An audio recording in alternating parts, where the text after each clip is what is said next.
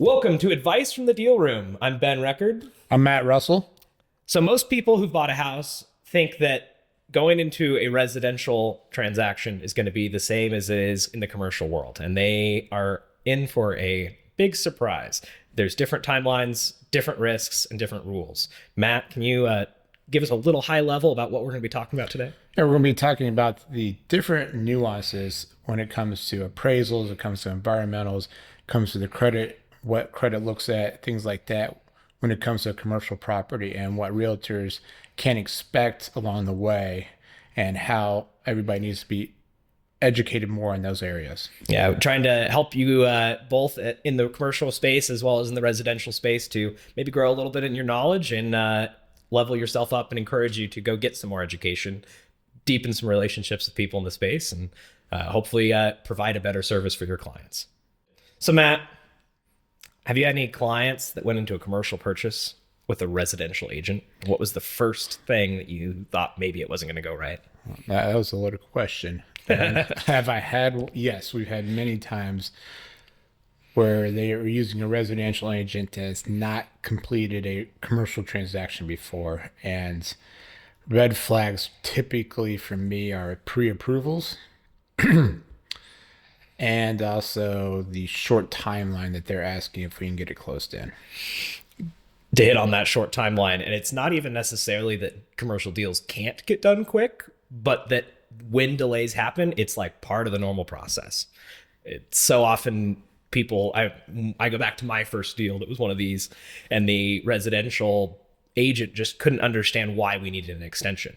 I was like, well, financing's getting approved. There's an appraisal. There's a phase one we have to order. There's things that are just taking longer. It doesn't mean that it does deals that want to get done. The big time difference between commercial, two big time difference. Actually, I'll throw three out there. Wildcard, you just brought one up. But number one is getting to the point of ordering an appraisal and then getting an appraisal taken care of. They're usually 3 to 4 weeks out.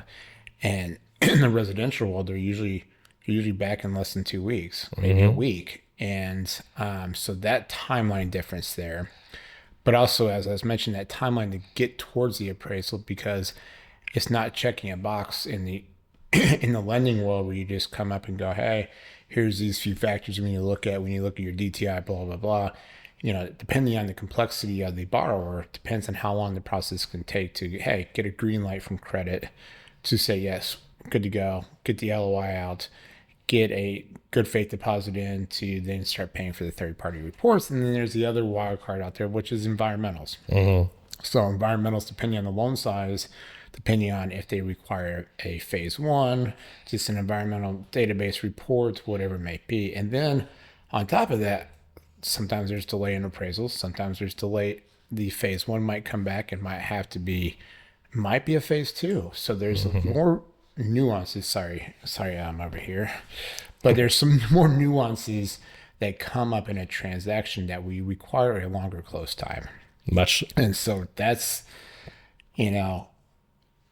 the education time of here's the timeline and expressing that back. And that's what we're here for, is to express that timeline back. And that's usually the big red flag I get. Yeah, a big red flag there. Tell me more about what's a difference between a commercial realtor and a residential realtor for those that may not know. Well, in the state of Washington, there's no different requirements. That's the unique thing about this, and I think most states are like that, where you just get your broker license and you can do any kind of transaction you want. But there is, when you're buying a house, you're buying it for location, you're buying it for looks, whatever it may be, to appeal to your personal needs for you and your family. Where a commercial deal, you're appealing it to first, is this going to be owner occupied? Is this going to be your business? Is this a great location for your business? Does it have the setup you need? Then if you're an investor, is this a good investment property? What's the cash flow of the business? I need more information on the historical. I need financial information on this. So which is another reason why that, what I just spoke about earlier, was that timeline gets pressed out, because we need to have all that information from a seller. Where when you're doing a residential transaction, all I care about is the taxes and insurance on it, which is readily available. Right. So those few there's so many more moving parts. More moving parts. So if you're owner occupied, is this a great location for your business? Has it got all the needs you want? Investor, What's the deferred maintenance? What do I need to do on this to make sure we're getting the right cash flow? Is everything at market rent? Is it under market rent? What do I need to do to get it to where it needs to be, where it's a good return on investment for myself, not just in the short term, but in the long term? So those few factors, different mindsets, different questions, more due diligence information needed from a commercial agent and a commercial listing that they had to obtain from the sellers to be able to provide to the potential buyers out there. Exactly, because in residential, when you have a delay, it means something's probably wrong. When in commercial, when you have a delay, it's just kind of part of the process a lot of the time. There's a lot more information gathered. So it might be a delay. Might not have the tax returns from the seller on the property. Might need updated rent roll. If this is multifamily, if it's even a commercial space where, hey, I need to have all the leases from all the tenants. I need to have all this information for these triple net leases. There's so many more variables in that. Oh, then we're getting to the environmental. Oh, guy bought it years ago. I never got environmental when I bought it. Fine. Standards change. One thing I continue to learn every day, and it's like a few obstacles we're overcoming right now for clients, is that's continuing to evolve and change as our, the state of Washington and the other states we're working in, Oregon, stuff like that, they get higher standards. So it might have been clean when you got it. Doesn't mean that was clean to today's standards. Exactly. And so those nuances come into play, and the sellers don't realize this. And we've educated a lot of sellers about this, which I think we're getting to our next podcast is going to be talking about the environmental stuff, because that is a big area. Yeah, it's a whole other portion of commercial in general that you don't touch at all with the residential. Correct. One of the things big differences that I see, you talk about the appraisal ordering, and it's still something that I get frustrated with at times, and it's different for different commercial lenders, is that appraisal sometimes isn't ordered until after approval's been received. Other times it's right away. And so every lender works their process different, and it is kind of frustrating, annoying. Some you can, even if their process is for wait to approval, you can still push it earlier, but some do not want to waste a client's time and money, and that's just how their process is. They're very rote to their process. Some will take it up front because they're spending more time up front to get credit approval. And the difference is, compared to residential, these are $4,000, $5,000, $6,000 costs for appraisals. And they're more intensive. It's not just, hey, let's go look at the property. It's very intensive, the data that they need depending on the property type. So they don't want to waste everybody's time in this transaction and money. Right. Speaking about that kind of thing. So yeah, it is frustrating, but it's also, we put out the bid and it might not get picked up right away from somebody. So you could have it out to bid because you got to do blind bids out there. You can't just go, hey, I'm going to pick my appraisers. You can't just send out to appraiser and have them pick and you know who it is. You got to have out there, and it's usually like 3-4 days before you get bids back from appraisers. And then you get to select which one you want based on timeline, based on cost. And sometimes, depending on the location of the property, you might not get many options. Well, and then you might even have the appraiser just slacks on his job a little bit. Like he got the report done, but he didn't send it in for 2 more days. Or there's a lot of revisions, and the revisions are not as fast to make typically in the commercial world. So not only do they have to get the appraisal turned in, but usually it's 3 to 5 business days to get reviewed before it's actually released. So you add another week, basically business week onto the top, you're going a month plus on appraisals, and plus you have that lead time to get it ordered. You have all those other times. Yeah, it's not going to happen. And that's where it makes it tough. As a realtor myself, I understand the desire to want to write an offer that tries to show the seller you can move quickly and you want to get it done.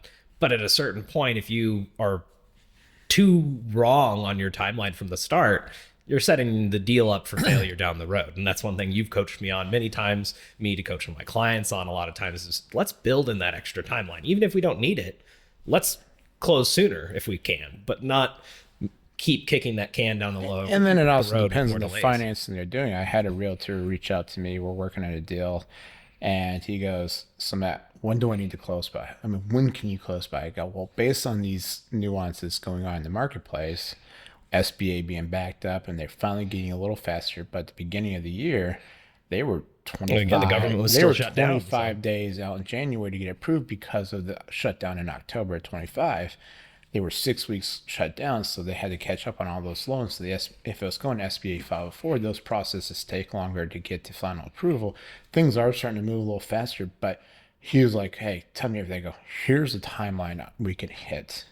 It's still kind of aggressive, but here's what we can hit as long as everything continues to go right. But having that conversation back before the offer is actually out there is so much easier. So we can set expectations and make sure it's realistic close times. Nobody's coming back and go, why do we need an extension? Well, I told you we weren't going to hit that timeline from the beginning. You should have been prepping the seller. You should have been prepping that. I'm already prepping my buyer because we're working on the financing side. But if we can prep people and understand that this is a timeline and expect this timeline from almost anybody that's going to be buying this commercial property unless they're a cash buyer. Well, and then that goes to the other side of it. And maybe you went into the transaction that's a commercial purchase with a residential buyer as your buyer's agent. Now, let's do the other side. Where have we seen maybe a property that was listed wrong because the agent didn't have the experience about commercial it and how to value it and all of those things? They usually don't gather the information from the seller. They don't gather the financials and understanding the cash flow of the property. And sometimes they take, oh, I got the internal financials. They gave me the P&L for last year, my price off there. Sometimes they miss the property taxes included in their P&L because maybe they gathered the information from their property manager. And usually the property managers are not paying property taxes and insurance out of the PM funds. Is usually paid by the landlord and not by the property management company. So when you have a few big expenses like property taxes, which we can look up, not a problem, but insurance we can't look up, and the insurance market is ever changing. All over the as place we've right spoken now. about before, it's getting more expensive to do insurance. I mean, I think they're starting to stabilize. We had a property that stabilized recently on year over year cost. That's It was the nice. same. Actually might have went down by 1% or something, but still having that understanding that we need all this information. And if you have missing information in the information you're gathering from your seller, some of those things are usually the ones that are missed. Well, why do we need that? Or the seller is just mom and pop and they just manage themselves and they don't keep good books. It is what it is. We don't have we don't have leases. They're just verbal rents. Well, we need to figure all those nuances out before. So sometimes when realtors don't understand everything that makes up to get to that price or to get to, the information is needed from a buyer's perspective, those things can slow down a transaction mid-transaction because they've listed it out with little information. But however, we need this information to be able to close it. Well, and you're creating future hard conversations that you're potentially going to have with your seller and saying, hey, I told you that, yeah, that price we both wanted was probably good. I didn't gather the information. And now that we've had people look at the financials of it, it's not worth that, or it's not financeable at that. And now we have to adjust our price or reset expectations. Yeah, did you look at the cap rates that are currently in the market space for that property type? Did you understand what cap rates are? And that's usually one thing missed by residential agents. Not to knock you guys, this is the education back on that. What are cap rates? Well, cap rates are basically if somebody was to invest 100% cash, what would the return be back for them? What's the capitalization rate? And the market changes as interest rates change typically. So the higher the interest rates are in the marketplace, the higher the 5 and 10-year treasury, usually the higher the cap rates are needed, and the riskier properties have a higher cap rate. So usually multifamily has one of the lowest cap rates because it's a safer bet. You start getting into commercial, industrial, retail space, things like that, they start to go up, and understanding those nuances and where the cap rates are at today. Right. And one also thing I always think they miss in financials is, here you go, here's the value. You're like, well, an appraiser is going to put in a vacancy factor. What do you mean put in a vacancy factor? This is a one single tenant building, the tenant's in there. I go, they have to put in their credit loss / vacancy. Well, it's triple net expenses. Well, we're still going to have some cap reserves because you're still responsible for the exterior of the building, usually, parking lot, whatever it may be. Those are cap reserves we need to put back. So I usually take a fully rented out building, a triple net lease, and go, okay, it's worth $100,000 as a cash flow. I'm going to do 92 to 93% of that because that's really how the appraiser is going to look at it. And that's how and that's how the underwriter is going to look at it too. So we got two people that we got to make sure we appease, is the underwriter and an appraiser. What actually happens, you might not have that vacancy, you might not have cap, any capital expenses for 10 years, but you still, in theory, when that happens, it's going to be a big expense. So you should be, in theory, at least putting money back in a side account. And those are some other things that are usually missed by, this is just realtors in general. Like, oh, it's 100%. No, that's not how it works. Yeah, I mean, it's a tendency. We want to put out a good rosy picture, Right. and it's not always as rosy as we want to act like it is. Going into a little bit of one of my stories of why I got my realtor license and why I felt like it was a good fit with being a commercial financing advisor here at AAI is I had a client that was a fix and flip buyer. She was looking to buy some distressed homes and put some work into it. And I was helping her get financing initially. Someone had connected her with me to that. And then I was like, I feel like I could do a lot of what she's needing, cut one person out of the transaction that wasn't necessarily providing a ton of value. They're a residential agent that didn't have a lot of experience in it. And yeah, we were buying residential homes, but our whole strategy around it was getting it for the cheapest price, planning the right amount of rehab so that we sold it for the right price. Because with fixing flip, it's really easy to either buy it for too much initially and then you don't have room to do your remodel, all that to then sell it, or you do the other way and you fix it up too much and Right. now it's never going to actually be worth that extra swing that you did. And so being able to work with her, she went from having an agent that we struggled on a few transactions, didn't work out, to when she moved over to working with me for the whole picture, financing and realtor. We got 3 done in the next 18 months for her. And both of the flips turned out good. And then the other one became a buy and hold. And we just sold that last year. So what's nice about our role is we can be a deeper part of the whole picture for them, and we can provide more of that service for them and keeping things on track, keeping the buyers or the sellers agents, everyone kind of informed, because we understand the financing and the real estate side. We can provide a lot more advice and guidance through the process. And, strategy back to get that extension of giving the information that's needed to get that extension from anybody. And I think we're good. Okay. That might be a cutout in a second. But I thought Dan was walking through. But when you understand everything, when you explain it back and come up with strategies, I had to come up with a strategy the other day. It was like, you're putting this much money down. Just give a little more earnest money to get that extension. Make some of it go hard. You're going to be approved, but maybe let's slow play for a couple of days until you let it go hard. And we got the full approval, but we're still going to take a couple of weeks to close after the full approval.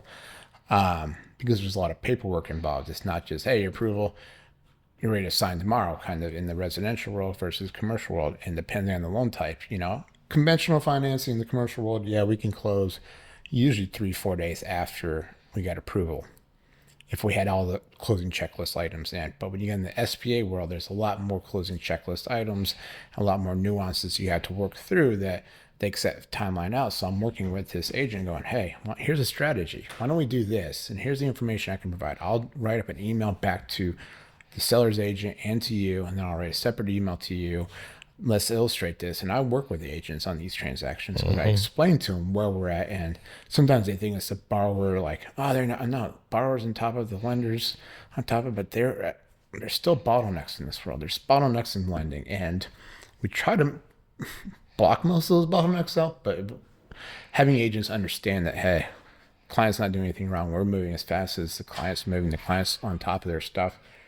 And this is the world we live in, especially every year it gets worse and worse in that regard of, when the credit pendulum swings over here where it's tight, it takes a little bit longer and more nuance and more massaging to get a transaction completed. And there's usually more follow-up and paperwork to get a transaction done. So having the agents know that information is so key. So our knowledge helps. We're just trying to help out the realtors so they set up both sides of the transaction for success. Exactly. So what would you say are some qualities that people should look for in a commercial agent?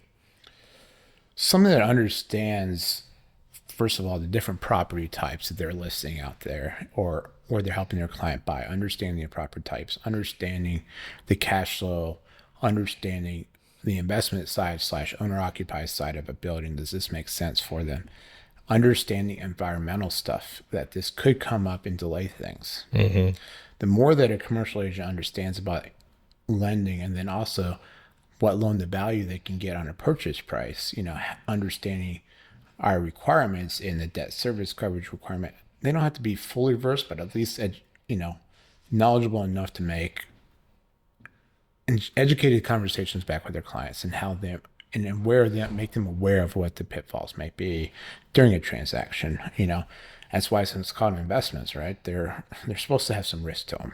Well, and it's a completely different situation than like a residential home where you're going to be living in it and you're going to do a lot to not lose your own home. Whereas with investment properties, if it's not making you money, then why are you buying it? And at the end of the day, a lot of times sellers are trying to get the most out of their property with doing the least amount of work. That's understandable. That's part of the game. Yeah. Buyers are trying to buy them for the least and to make the most. So we got to meet somewhere in the middle. And so I think the agents, another good quality I usually know some agents, they actually own some real estate themselves. They've been through the financing side of things. They understand how that goes. Once they've been on that side of the things and they understand, okay, they're not blowing, these lenders aren't blowing smoke on my ass, right? Or they are actually, this is a process today, you know? And I think just communication, as long as they're very communicative, that makes transactions go smoother, when they're on top of it and they respond and we respond to them, makes everybody's job easier. Well, and they will have a better insight to their clients because like we've said, there's a lot of moving parts. That's not always just the specific property you're buying.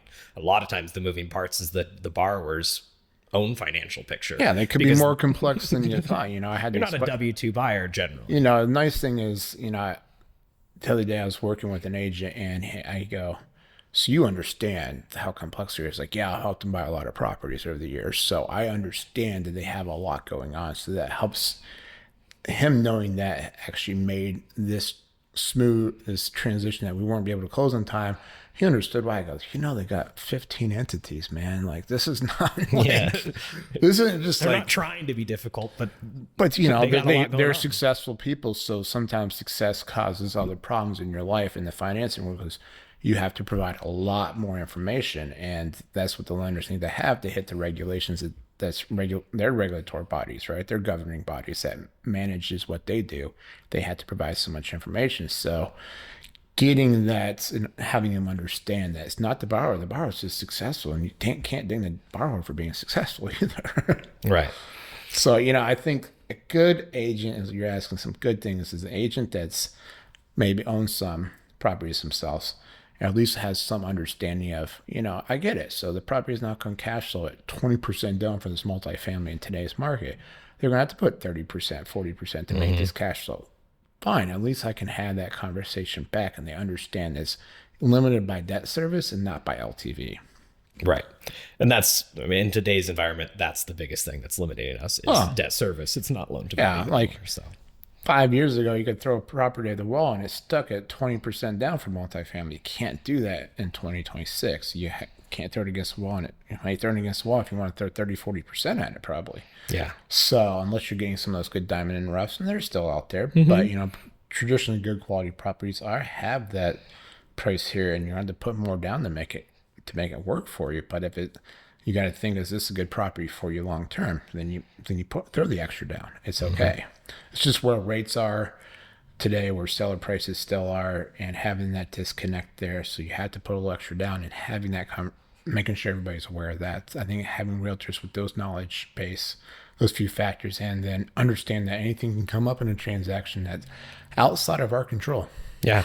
And you got to help everybody understand, especially when everybody's acting in good faith in a transaction. That's one of the most frustrating things to see is when the seller wants to sell their property and they're trying to act in their best interest, and the buyer wants to buy it, but there's delays. And then because of communication or the seller just getting fatigue from the deal, they just end up I'll just put it back on market. That's the last thing that really is going to get you what you're wanting faster. But I understand where they're coming from. Yeah. So I need an extra 2 weeks. So you're going to come to market, and somebody's going to take 90 days to get it done. So why don't you just wait to 2 weeks? There is ways to overcome that obstacle with buyers and sellers. And as long as both parties are still willing to play the game, there's ways to get it done. Yeah, that's where the realtors really have to be the problem solvers, be willing to put on their big boy pants and help get everybody back to the deal table and help them understand why we're here. Not that we're trying to be difficult, not trying to screw you over or anything like that. So I think we just kind of end it here a little bit with, if you guys are realtors and you would like to get into the commercial space, don't be afraid to start educating yourself even before a deal happens. I would say, even if you're a commercial realtor and you want to know more about today's lending environment, what's going on and what's going on in transaction, or if you just want to bounce and go, hey, I'm getting ready to write an offer. I know this client's already got his lender lined up. What do you think is realistic out there from a timeline? And what do you see pitfalls? I don't mind answering that, because I'd rather have you be successful, even if it's not my client that we're going to get financing for. I'd want you to be successful in your transaction for those clients. The more people we can educate, Right, the better it is out there for us to make more transactions go smoothly for these commercial realtors. And then the next time you'll think about it, go, man, these guys really helped me out. They didn't get anything out of it, but I know they're here to support me. We're here to support you. Make sure you are educating your clients on those things. because not only does it potentially help us grow our business, we're providing more value to those other buyers. Like, we want to see other people succeed in this space. Yeah. And it's frustrating when you see them not succeed because of just a few bad communications or just some kinks in the process. Right. Like, it's going to get frustrating at times, but if you can get through those, that's where you get your success in commercial real estate. But I think you hit on, it's just educate yourself more on commercial if you're going to dabble over into the commercial sector. Okay. Or you're like, I'm just going to do one here and there. Educate yourself. You don't have to be the big guys in town that do a lot of transactions. You don't have to be as fully versed as them, but be enough first to get take care of your clients. That's the ultimate goal, is taking care of the clients. And know your limitations too. I mean, that's one thing I've had to learn a couple of times, is being like, yeah, that's not the best deal for me. I'm not the best person to help you with that at times. And being able to walk away from a deal, like we've talked about in our past ones, is often the best thing for the long-term relationship. Yeah, I'm not a residential lender. People ask me questions. I know how to do it. I go, but these new rules and all these things that they throw at you, I'm like, you think of my own mortgage through broker I use, and I'm like, how are you guys asking this for? I'm like, sometimes your world's more difficult than mine, but mine's more difficult in other ways. And I go, the nuances between the two. And so it's just, if you're going to delve in other areas you're not the expert at, learn more, or get yourself a partner that will help you through it. Yeah. So big kind of key takeaways: commercial and residential real estate share a name, but operate on completely different rules. The biggest area of misunderstanding is often the timelines. You want to go on that a little bit, Matt? What you can expect in the commercial world is, remember, things take a little bit longer to get towards an appraisal. Appraisals take longer. We might have environmentals that come up. And the other nuance is, we don't look at just LTVs, we look at debt service coverage requirements. Is it going to, operation business is going to make money in that location? We look at a few different factors that the residential world does not look at. Exactly. And if you're curious about what all those timelines and other delays might look like, our next episode is going to be kind of a deeper dive into environmental concerns with the commercial investment real estate, and all that factors into that. So we'll leave you a little bit of a teaser there. Thank you guys for joining, and we hope that you guys enjoyed this. Give us a like, follow, subscribe, DM us, as Matt always says. And just like us, follow us, guys. Spotify, YouTube, and follow us on Facebook. We're out there posting it there, guys. So look forward to seeing you guys in the next one. Sounds good.